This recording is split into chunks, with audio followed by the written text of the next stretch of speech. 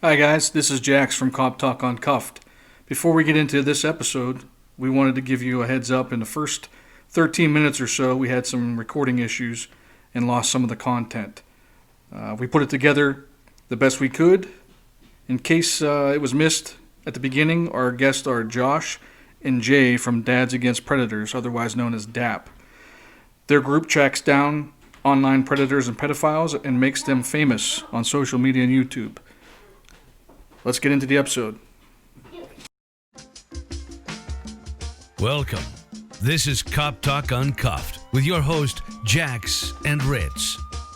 Join us as we discuss current police issues and work on building solid community relationships. We will have news, interviews, answer questions, and more. You don't have to have a badge to listen. We're here for everyone. Now, here are your hosts.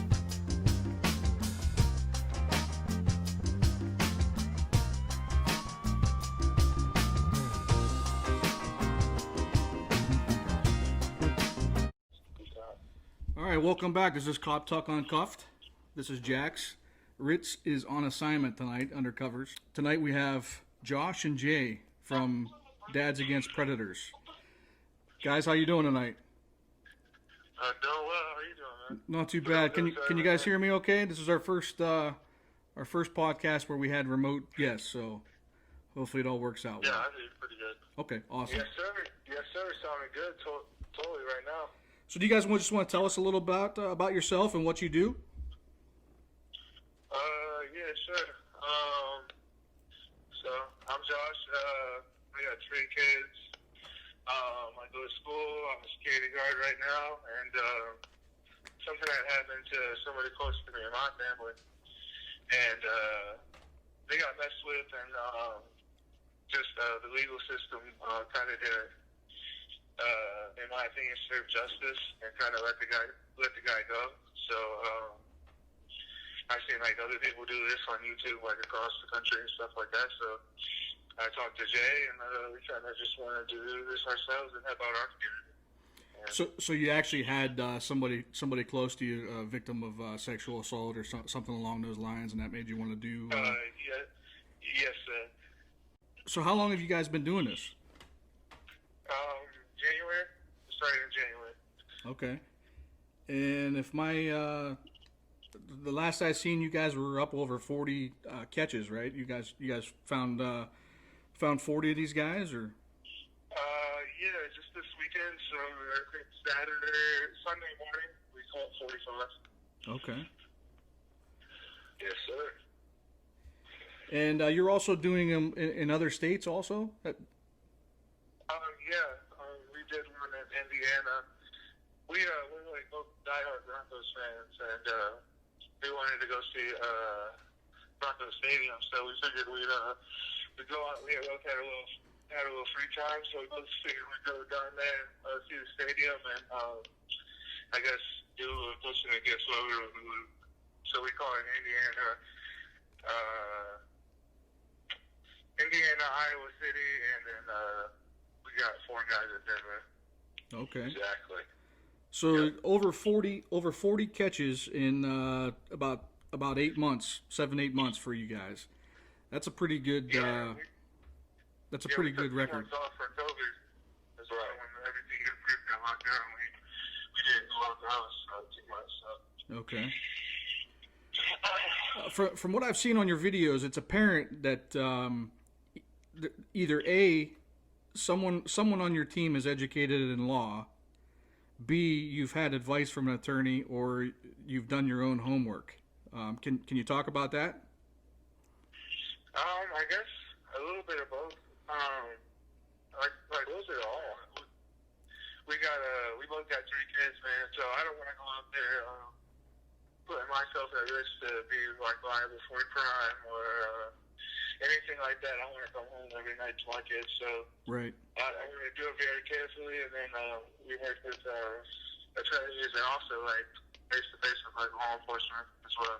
Okay. So now, Right. law enforcement with you guys, how do they accept what you're doing, and do they support you, or are they kind of do they kind of not want you doing what you're doing, or? sort of half and half. With saying that everything's okay through closed doors. I would say that they definitely support us, right, Josh? I mean, that's the message that we got. I mean, when they speak to the media, it's not too positive, but like when you see these guys like for real, in real life, they're always I mean, they obviously have a job to play, like in a role to play in the media. Right. Because I mean, they all have dollars, and I mean, obviously they're police officers. They can't go do everything they want to do within the most notice. So they do appreciate citizens like us that are taking this, things that we care about in our own hands. They can't do everything, so I think they really appreciate citizens like us that we're not being irresponsible with it. We're doing what's necessary, but we're really giving ourselves, we care about what's going on, and we're not just out here having fun. Right. No, it comes across in your videos that you guys are well prepared. You're professional, as much as you can be professional with these guys. Exactly. They are very sick individuals, and I think from a law enforcement standpoint, like you said, in the media, they kind of don't support. They don't want to say, "Hey, you guys are out there doing a good job," because they don't want people out there doing this just in case somebody were to get hurt. But deep down, they really do support you guys and appreciate the help. Right. They can't have impersonators impersonating DAP, but I mean, we do know that they are thankful for what we do.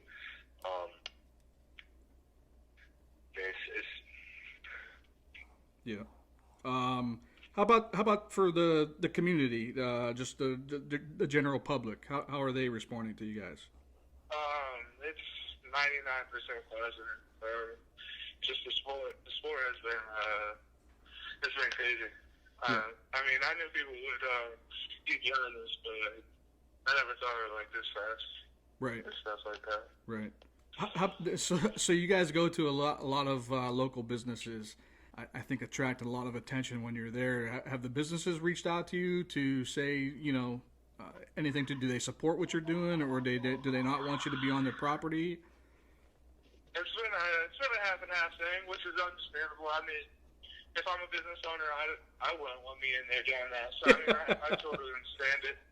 But there's a few places, I don't want to name names, that don't like us there. That told us to come back again and you're banned. And we're banned Walmart for here in Iraq. Okay, I can't go in anywhere. Speedways, Family Dollar, those guys have been really supportive, and management has told us, "Hey, you guys are welcome." That's good. So it's been a mixed bag, but right. To even have people have those kinds of companies on our side has been really cool. That's awesome. Yeah, it has been. What are you guys looking for in this? I mean, what do you want out of the people that you catch? Do you want to try to pick their brain? I see on some of the videos you try to find out what's deep down, why they're doing this. Yeah, it's such a political issue. I always tell people 80% of the guys that we talk to online are cool. They're only 5 or 10% straight up to actually meet. So we really want to get into the mind of these people of why they think it's so good. And then I don't know. The end result is just, as a culture, I think we need to really pay attention to this stuff and kind of just stop sweeping it under the rug. I think it's a top 5 issue, if not a top 3, top 2 issue, in the whole world. Right. You know what I mean? And it's been like that since the beginning of time. I think. I'm sorry. What Josh is saying is, I'm sorry if I could piggyback on that. There's rape and there's sexual sex trafficking for kids, but some of the things, like you said, what gets swept under the rug is that there are men, grown men of 20 years old, that are talking to these underage children. And there's a lot of those cases, and it's those cases that go unnoticed. And I think of the area. Right. Yeah. No, that's a good point, and I think it's more prevalent than people really know about. Exactly. It's coming out more and more. I think with all these, the save the hashtag save the children and all this stuff like about Pizzagate and stuff like that. I think it comes out more, but even still, I think that they're still hiding in the shadows. I mean, what we do is also like the tip of the iceberg. We're on dating apps. We're not catching the creepy uncles and cousins and babysitters and Boy Scouts and campaign priests and we're just catching guys on dating apps. And which Josh, I'm sorry to cut you off, Josh. I know we get a lot of messages about those creepy uncles and about those creepy neighbors. So that just entails more of the light of what we're doing. Like Josh said, we're not stopping those creepy uncles yet. Right. But that's what people they're not comfortable. Some people aren't comfortable with the police, and they don't feel safe with the police coming and figuring out those problems. They call on DAP, which is somewhat of a concern for us, Oh, I can understand that totally. Yeah. And what else? I mean, a really quick, I don't want to say favorite things that we do, but one I think the best things that we do is we show from the beginning to the end of what they say, how they said it, whether they've done, and then they for something of that nature. And there's no screenshot, there's no proof. There's just, did it happen like that?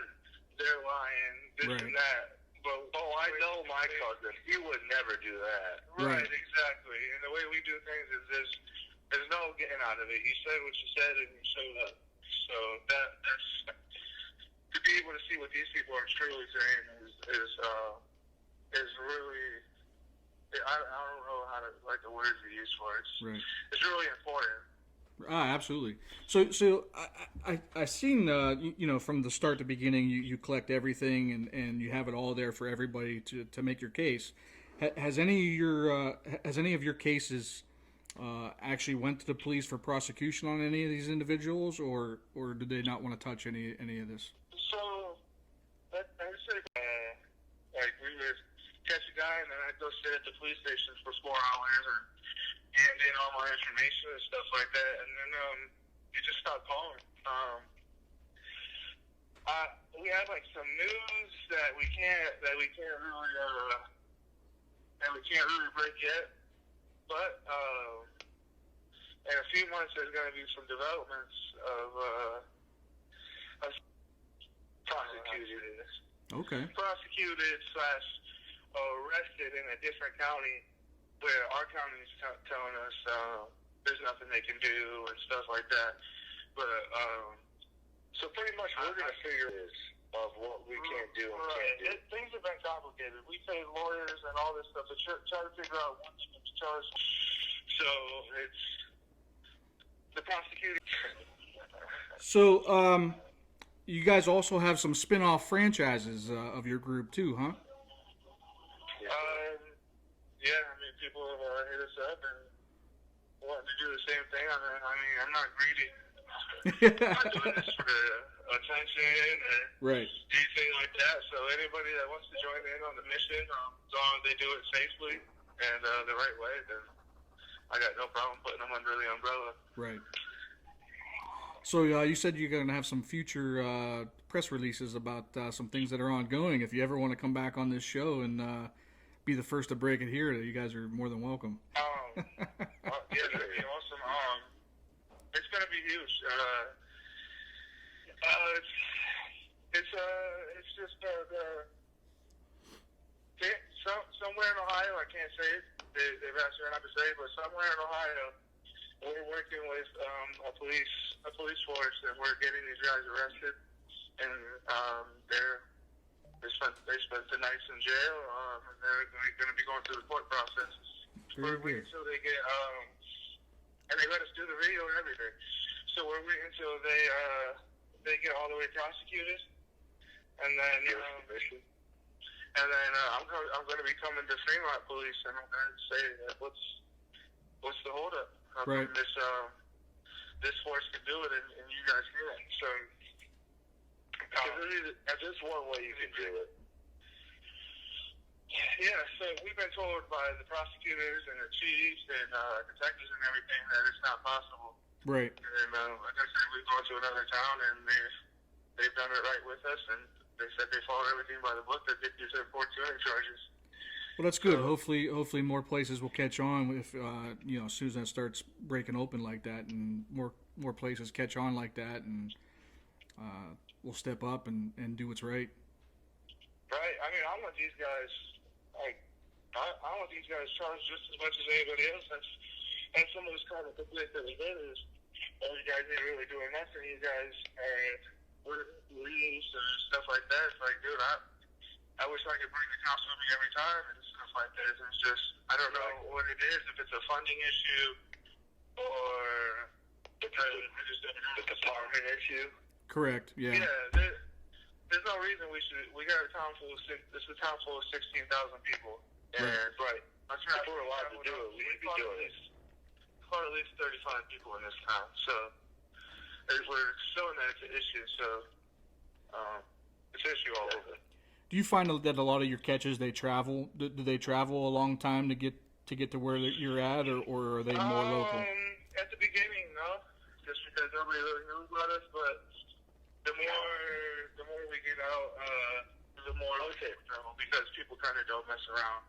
Right. 30-minute radius is appropriate. Gotcha.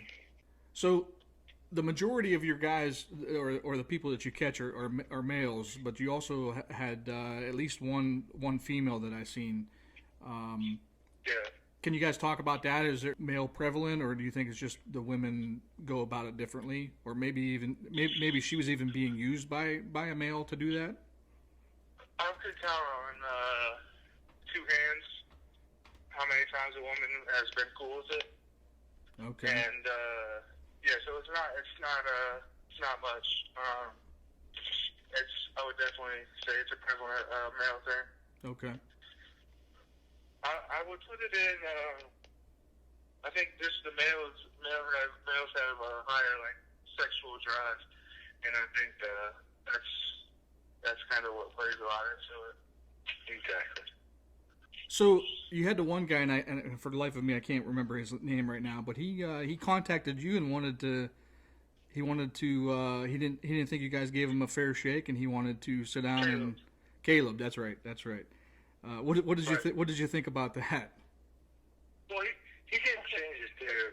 Caleb didn't change his story one bit, so he doubled down with he wanted to change a child's life. He wanted to meet up and be a father figure of some sort, wasn't it, Josh? Yeah, he wanted to teach her a lesson, basically.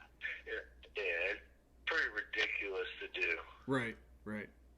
And I like how you guys call them out on their lies when you know they're lying to you. You call them out on it, and yeah, I mean, I'm not there to waste my time. Right. I'm not going to sit here and let you lie to me for 45 minutes. And that's what I tell them. I tell them you can either talk or I can cause a scene and I can embarrass you. I mean, so that's kind of what we lean on. And hopefully, we want them to talk and tell the truth at the end of the day. Right. But. And it doesn't seem like most of them are very confrontational, and they don't want to be aggressive or anything. Is that what your guys' take is? It? Yeah. So a lot of people always warn us like, "Oh, you don't ever know who you're going to run into." Well, nobody signs up to get set up. So these guys are 100% sure that they're about. I'm pretty good at what I do with the decoy and to make sure that these guys 100% believe that it's a little girl or a little boy that they're showing up to. Nobody shows up thinking it's going to be a setup. So their energy is all for, I'm about to meet a little kid, and then you see three grown-ass men. Right. I don't know. I didn't mean to cuss this. I don't know. No, that's okay. You see three grown men walking up on you, and you know what you're there to do. So it's immediately you can just feel the air kind of leave for them. We haven't had too many guys make us think that they weren't there for what they were actually there to do. I think it's been one or two maybe who kept it quiet. Some good acting. Yeah. But other than that, I mean, when you're there to meet a young child, or if you're talking, discussing with a young child, when we showed up and we approach you, you're gonna show the emotions. You're not, 9 times out of 10, you're not that smart. You're not that ready to give us this lie, this great lie that's gonna throw us off. Right. And the camera never lies. No, that's the great thing about it. It seems like a lot of these guys are kind of smart or have done enough to where they know how the system works, but it seems like their urges take over. I guess kind of like just a male in general. They think with the little head instead of the big head. Exactly.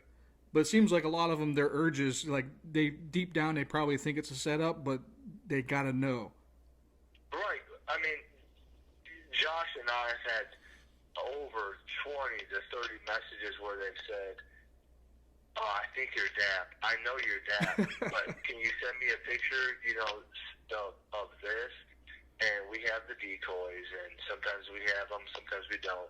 But there are guys that know that they're wrong, but they still want to be proved that they're meeting up with a child because they're so disgusting. They're so, whatever the word is for it. Mm-hmm. They want to know that they're meeting up with a child. They'll go to extreme lengths. And that's the thing that's where our decoys come in. That's where our training and our expertise comes in. And we can figure out, if these guys are pedophiles or not. Right. Do you guys have any information about any of your cases? Are they strictly just doing this for themselves, or are they trying to traffic these children? There's one guy. We personally don't have any. I mean, none of the law enforcement or anybody I've talked to that said hey, these guys were sex trafficking or something like that. Okay. But we had one guy. His name was Joseph. He was Lewis, and his threat wasn't sexual. It was, I think it was Jay. He was chatting with him. I think he was 13. Yes, sir. I was 13. And he came from Columbus. Yeah, 4th of July. He drove all the way from Columbus on the snap of a finger. He said, "Yep, I was 13." He's like, "Oh, you trying to come hang out?" Yeah. And he was here within 2.5 hours. That's about the same time. Didn't say nothing sexual in the chat. And just like he had bad energy. He was one of the only guys that we caught that you could tell wasn't scared. He wasn't scared. He wasn't that shook. It was the guy that stuck with me. It was a catch that threw us off. He didn't ask for the sexual pictures. He didn't ask for where my parents were. He just wanted to know if I was alone, and he was ready to pick me up at a moment's notice. Oh, wow. And those are the things that danger me with having 3 girls, and I'm sure Josh is too. Those are the things that are very scary to picture when you're dealing with children.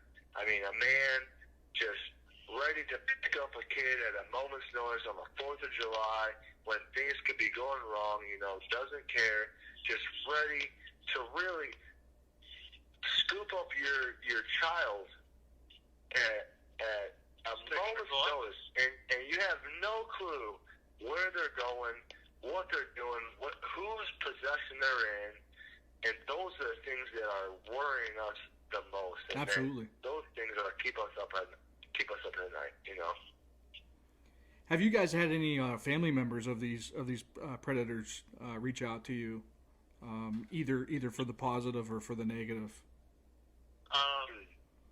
About 90% people we catch. Somebody may say we like this. Sometimes, well, a lot of times is we'll post a preview to a video, and people will write us and be like, "Oh, you're setting them up, blah blah blah blah. You would never do that." then the chat and the video comes out. Right. We don't get too much of that anymore. Right. But, No, that's good. those messages dictate real quick. Multiple times, we get aunts, cousins that say, "Hey, he did this to my niece or my nephew," and but yeah, like a lot of stories of about, I would say, keep running these numbers again. I'd say about 60 to 70% of these guys that we catch, we get messages of what they've done before to somebody. That's You're crazy. right, Josh. I mean, 60 to 70% would be a fair number, but I mean, how many times have you gotten messages? Just like we said, I mean, Josh he's the main character of DAP. He does the majority of the social media and things. So how many times have you got messages, just like I have, where people are wanting us to really just resolve or act upon situations that they have in their personal life, things that have nothing to do with us. Things like, hey, Jay, I heard you're DAP, you're this and you're that, you're DAP. Can you come and can you talk to this neighbor that I have that is speaking on underage kids and how they're sexy and how they're this and how they're that? Or, hey, Jay, hey, DAP, can you come and can you deal with this old man who constantly questions or asks weird questions of the children around the area? It's things like those that I know me and Josh are we care a lot about the online aspect of dealing with children because we have children around those age. Mm-hmm. But the fact that there are so many people, other than the line of work we're in, there's so many people that want our help. They want our help with dealing with creeps, strangers, things that the average policeman like yourself, sir, that you can't call upon. You have nothing to do. You have nothing to. When you roll up on that man, you have nothing to say. All it is he said, she said. Right. But in all reality, that man is weird. That man is strange. There's just nobody to call upon his name. There's nobody that, when the cops show up, he says, you got nothing on me. Things like that. Right. Things like that, I think, are why DAP is important and why we can show up to that man's house and say, yeah, we're not police, but what you're doing is fucking weird, dude, and we know all about it. And they stop, and they're scared, and they're scared to talk to other children, and they're scared to talk to their kids, and it's things like that, sir. I totally get it, and I appreciate that you guys are out there being a tool for these people to help them out when we can't, because like we talked about, law enforcement, either it's a money issue or just a legal issue, Time. Time issue, right. These people that you've caught, do you think by you catching them and putting them out, do you think that it has changed them, or do you think they're still at it? Well, Josh, I would say I don't remember what his name was. I think it was John, the guy that called his mom. Do you remember him? You talking to me? Yeah, it's talking to Josh. Is his name John or Caleb? John. Dude, that's what I was talking. Well, John is a guy that we caught. Is that the one that you guys confronted him at his house? He was trying to meet up with a 14-year-old or a 13-year-old girl, right? And, I mean, now, if we see him, we get an instant message on Instagram, Facebook. We know what he's doing. We know we've gotten instant messages that he was trying to message a little boy. So we've gotten people that are saying, hey, he's messaging my cousin. Nobody would know about this if it wasn't for you. Right, oh, hey, he's over at the racetracks. He's selling tickets. He's dealing with kids. He's doing this with kids. He's doing that with kids. So it's us, and we feel better. But it's also these guys. Every time, I know Josh can tell you, every time we deal with somebody, we get tons of messages on how they did this to their son. They did this to their cousin. Well, that's good. These guys aren't good guys. They're bad guys. obviously the best thing for everybody is for these people to be off the streets and locked up or whatever, right? But if they can't be, you guys are making billboards. You guys have 40 some billboards running around where everybody knows now. They know the faces, they know what they do, and so when they see them, they can keep an eye on them and track where they go. You know, so That's a message. correct, yeah. How about let me see here. And was that the guy that you guys confronted at the house that called his mom? Yeah. Okay. They all seems like they all tell you that this is their first time also. Yeah, that's a common thing. Yeah. All right. So, is there anything else that you want to share for the audience, or anything that you guys need support wise, or? No, I'm glad that we get to talk to you, serving police officer. Just like I said before, a common things we practice with is we're like against law enforcement, or we're trying to impersonate law enforcement, and that's all I'm getting to is we got nothing but the utmost respect for law enforcement. We want to work with you guys any way possible. We want these guys to get not only outed publicly, but justice served legally. And I also think a huge problem is a lot of the hands are tied legally. It's hard, like for police, it's hard there's so many rules and red tape, the games that Right. You guys got to play to catch these guys that we kind of don't have to go through. Right. It'll be nice. It'll be nice. I want I'm people sorry. to be able to vote. I wasn't get it, but we want extra penalties for these guys, and we want laws to kind of open up to where you guys are able to catch them. And like we need teams across America like us to try to do it. I don't know if it's like I said, I don't know if it's a funding thing or Right. if it's a law thing or what it is, but as long as we keep shining the light on the problem, Right. somebody's going to have to fix it. Yeah, I hope what you guys are doing continues, and it's that sheds a light on what the problem is, and hopefully you guys can build a relationship more with the police departments and with the prosecutors. And some of the laws, they're not perfect, so they need redone and reworked so that they can benefit the community and. Yeah, I mean, we're this importunity law was made in like 1970 something. So we're trying to use laws pre-internet, Right. and then apply them to internet crimes. You know what I mean? So like it's a bunch of unnecessary hoops to jump in when we can kind of just update these archaic laws. Mm-hmm. Yep. So that's one of our main focuses, and just I always say the first goal is to expose these guys, and the second is to educate the parents and the police. A lot of police are busy working their jobs and stuff. They don't keep up on these new dating apps and Right. stuff like that. So, and the parents, I mean, people in their 30s and 40s that they don't know about all these apps and stuff like that. So, to be able to educate the parents and the police to kind of, double entendre the police, their children's phones and stuff like that is that's big. Yeah.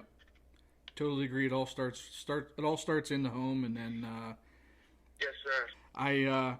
I give you my full support. I wish you guys well. And if you want to hang on the line for a second while I clean this up, and then we could talk for a second if you guys don't mind. Yeah, appreciate it, man. All right. Appreciate everything you've done. Thank you, bud. Appreciate it. Yeah. Okay, guys, that's it for this episode. We'll tune in next week.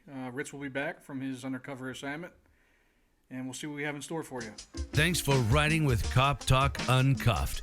If you like the show, please follow us on Facebook and Twitter. Also subscribe and like our videos on YouTube. Let's partner up again next time. For now, we're out of service.